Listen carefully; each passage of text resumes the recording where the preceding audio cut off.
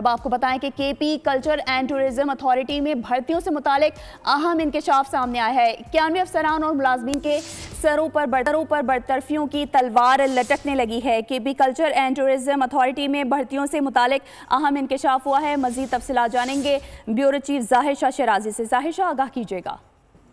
जी बिल्कुल, KP culture और tourism department में बड़े पैमाने पर बेकायदगियों का इंकशाफ हुआ है और ये ऑडिट रिपोर्ट है 2021-22-23 की, जिसके अंदर बाकायदा जो है एक एतराज़ात उठाए गए हैं कि 91 के करीब ऐसे मुलाजमीन हैं जो कि गैर कानूनी तौर पर भर्ती किए गए हैं। इसमें अफसरान भी शामिल हैं।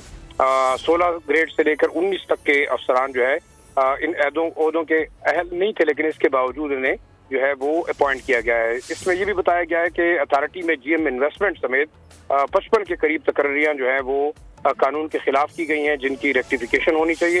इससे अलावा एक अजीब बात यह है कि बहुत सारे कल्चरल टूरिज्म अथॉरिटी के अंदर जो कॉन्ट्रैक्ट मुलाजमीन थे उनको पिछले 3 सालों से गैर कानूनी तौर पर तनख्वाह भी दी जा रही है। कुछ मुलाजमीन जो कि जिनकी तालीमी असनाद भी जो है वो उनका रिकॉर्ड मौजूद नहीं है, लेकिन इसके बावजूद अकरबा परवरी और सियासी एफिलिएशन की वजह से उन्हें जो है वो इस अथॉरिटी के अंदर जो है वो तैनात किया गया है। सालाना तकरीबन 7 करोड़ 65 लाख रुपए से जायद की तनख्वाहें जो है वो इजाफी तौर पे 2 साल से बगैर एक्सटेंशन के जो है वो ये ले चुके हैं। ये भी बताता चलूं कि इनके जो प्रोजेक्ट था उसकी एक्सटेंशन हर साल होनी थी, लेकिन इसके बावजूद जो है वो गैर कानूनी तौर पर इनको एक्सटेंशन दी गई बोर्ड की जानिब से, और इन लोगों को गैर कानूनी तौर पर 2 साल से तनख्वाह भी दी जा रही है। अभी ऑडिट पैरा अभी तक सेटल नहीं हुए और कोई जवाब भी जो है मुतल्लिका हुकाम की जानिब से नहीं दिया गया।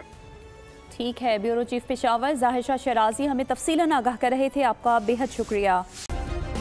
सब्सक्राइब करें और बेल दबाएं ताकि कोई खबर रह न जाए।